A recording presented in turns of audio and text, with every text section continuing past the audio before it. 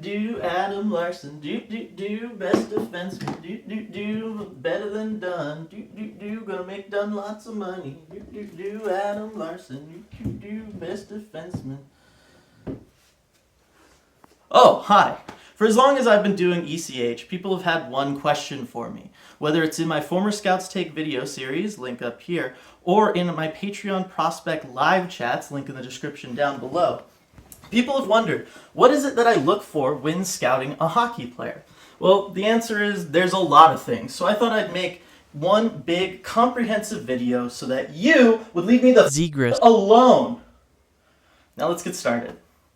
Alright, so the first place that I like to start when scouting a hockey player is actually right here in the kitchen. Because the bottom line is, before we get into whether you're looking at how they use their edges when skating, or how they puck handle and how far apart their hands are on the stick, you gotta make sure that you are best prepared to track a player shift by shift, watching and breaking down every single thing that they do. It is a chore. So you've got to make sure that you are mentally prepared. And the best way to do that is by making sure your belly is full with something good and nutritious to get you started. So today I'm going to be teaching you how to make my favorite pre-scouting report snack / meal, because I think that is the best place to start. Then we'll get into the hockey stuff in just a little bit. So for this, I'm going to be cooking a chicken breast. It's my favorite meal in the world. You guys all know this. I talk about it all the time. First thing I'm going to need is my trusty chicken pan here. Now this is my special pan. I use it just to cook my chicken breast in. You can see it's got lovely flavors built in of all those previous chicken breasts I've cooked. It is fantastic. So the number one thing that we're going to do here is get this started with some heat. Let that get nice and hot before we do anything else. Second thing we're gonna do is you need seasoning, right? Chicken breast, yeah, chicken's okay on its own, but you need it to taste well. So there's two steps to seasoning. There's the pre-cooking seasoning and then the eating seasoning. I'm gonna start actually with the prep on my eating seasoning first. I'm going to take this wonderful bottle of Buffalo Wild Wings Buffalo hot sauce. You all know I love it. One day they'll wise up and actually start sponsoring ECH, but until then, we're just gonna have to do this unsponsored. I actually like to take this and I set it close-ish by the flame, excuse me, because I like to make sure that it's nice and hot, ready to go. It sits in the fridge. I don't want cold, messing with the hot chicken. It's a whole thing. All right, so next, what we're gonna do, bring out a cutting board here and start preparing our chicken breast. I have one right here. Hey everyone, Afro the Safety Dog here. Just wanted me to remind you all that cooking with raw poultry, especially chicken, can be dangerous. You can carry diseases such as salmonella and stuff, so it's always important to remember that you have to thoroughly clean your cooking station and make sure that you cook it properly to all of, whatever your country's respective safe cooking temperatures is and all of that good stuff. Just throwing that out there. Remember, I am not a professional. None of this is considered advice, and you don't need to follow any of it for legal reasons. All right, thank you, Afro Safety Dog, and back to the video. Get that goodness right there. Just gonna trim it up a little bit. That's the first step along the way. You want to get any obvious veins, or if there's any extra fat in there you don't really need, want to go ahead and take that off. I tend to do something just like this, just a basic cut along the backside, get the fatty part with the vein and the tendon and all that stuff out. And what I actually do is I'm just going to put it to the side right there, because that becomes the piece for the dogs a little bit later. Alright, so now for portioning it out. I like to cut mine into 3 simple portions, roughly the same size, so that everything cooks at about the same rate. Gonna go ahead and do that like so. And now for the cooking side of the seasoning, the pre-cooking side of the seasoning. Used to do a whole big thing with salt, pepper, garlic powder, all that kind of stuff. But the bottom line is, putting that B-Dubs hot sauce on it towards the end, it kind of doesn't need all of that. However, the B-Dubs sauce works really well with pepper, so we're just gonna give it a light dusting of pepper here on all 3 pieces, just to get us all started off there. Put that back, and then now it's ready to start cooking the chicken. So first things first, gonna spray my pan, make sure it doesn't stick. You can of course use a non-stick pan. Of course, as you can guess, after many attempts at cooking chicken on this, it's not non-stick anymore. So gotta go ahead, lube up the pan there a little bit, And now we start moving the chicken over into it.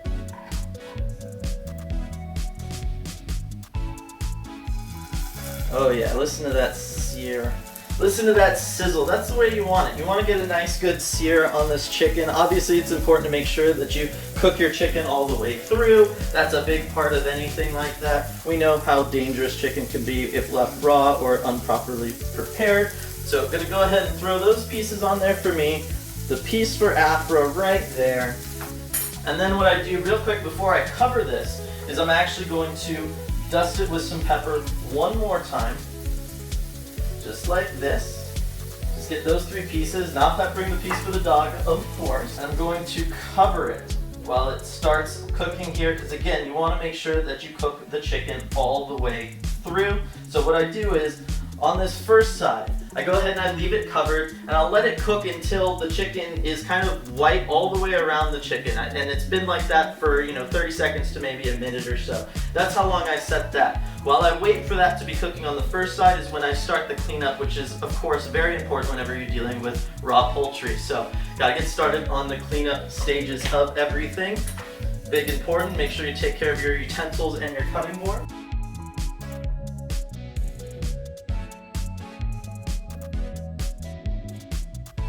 So now that I'm done cleaning up, there's a couple other things that I like to do while I wait on the chicken to cook on both this side and then also on the next flip side. One thing is, I get a drink prepared for my meal. I usually wait on that till closer to the end. Get something going on the TV so that I'm entertained while I'm cooking, cleaning, doing all that kind of stuff. But the number one activity that I find that keeps me active, it keeps me moving, keeps my brain thinking as I'm sorting, which is important when it comes to scouting because you've got to be able to sort out all the different skills, right? Shot, playmaking, stick handling, skating, defense, and then all the different subcategories within all of those. So what I find is the key chore and activity to do while I wait for my chicken to cook is actually unloading the dishwasher, because it's an active activity. I have to be thinking about it. I have to make sure I'm putting everything where it needs to go, and it helps my brain kind of be prepared with that file system, that I'm going to be needing a little bit later on when I actually start scouting a player. So, just going to go ahead and start unloading the dishwasher here, and while we wait for that chicken to get ready to flip. Alright, so it looks like our chicken is ready to be flipped for the first time. So what I'm going to do is I'm going to go ahead and remove this lid here. Just like that. Look at that beautiful cloud of steam coming up. Can be a little peppery because of the pepper. Don't worry, that's totally normal. I've built up a very good tolerance to it over the 10 years that I've been doing this scouting job. Built up a very nice tolerance, and oh my goodness, look how good that looks. Look at how good that looks right there. Look at that beautiful sear and color we've got on those pieces of chicken. That looks really, really good. Alright, so once I've gone ahead and flipped the pieces, just going to throw the lid back on. Again, I want to make sure that it cooks all the way through, that the inside gets nice and thoroughly cooked. I'm going to make sure of that, put that there. And now, back to dishes.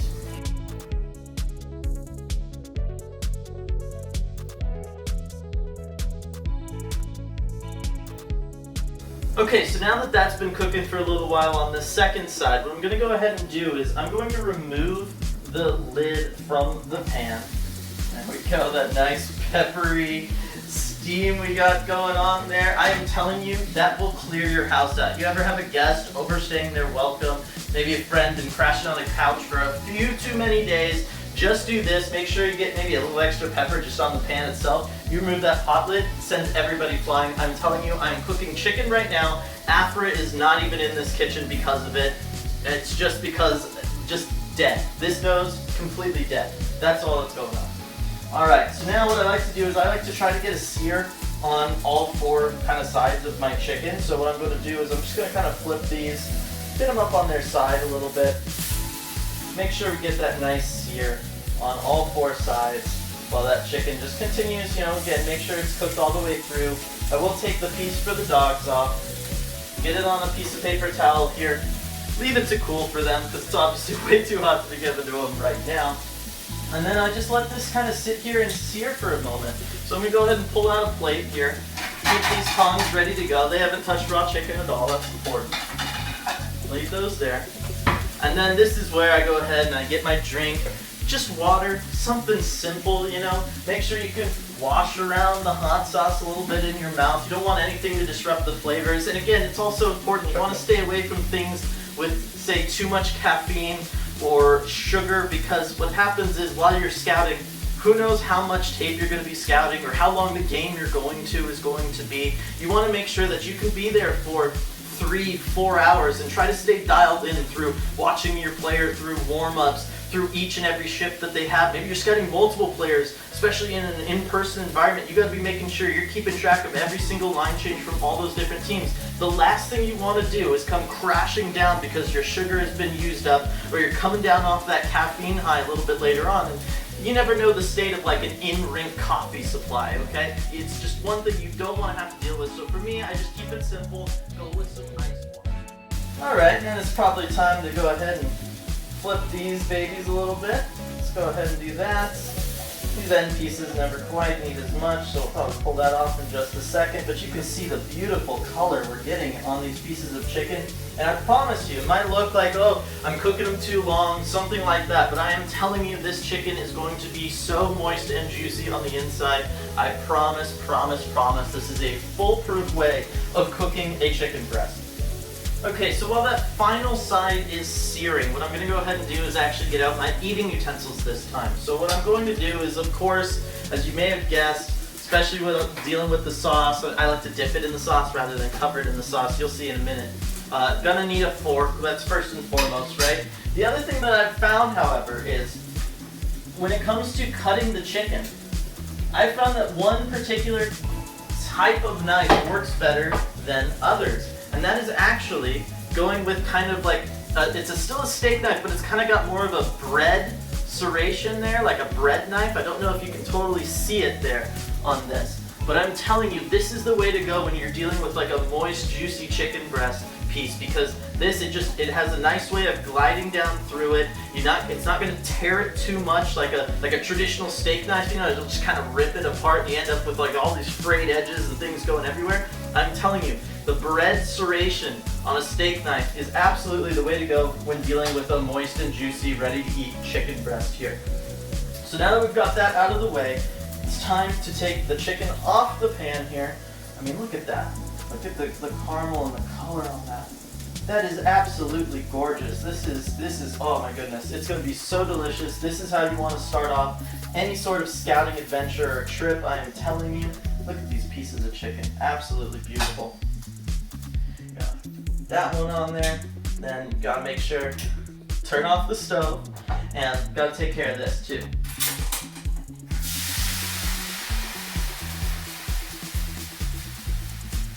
Alright, and now we eat. Okay, so now it's time to actually sit down and enjoy this beautiful chicken breast that you have just cooked. And this is important. Take some time, get into a nice Zen mindset, because you're going to be going and you're going to have to be really, really focused. I mean, scouting a hockey player is like the equivalent of having to drive a long way in the rain. You just have to be dialed in and focused on everything going on all the time, all at once, if you're going to do it properly and, well, safely if you're driving in the rain. So it's no different than with scouting. Take your time, just enjoy your meal. I'm going to put something on, and then I'll pick up with you guys after lunch here.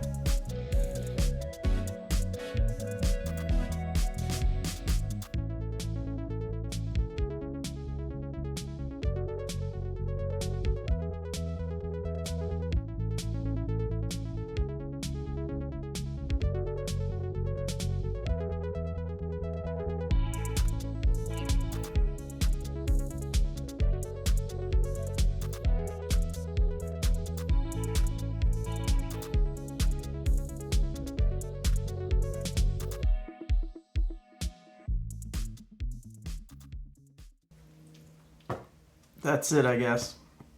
I mean, I'll probably finish this up with a carb and then edit this video. So you can hang around for that if you want. Or actually, I shot this all yesterday. I'll just cut in that footage and then I can just move on. Okay? Yeah.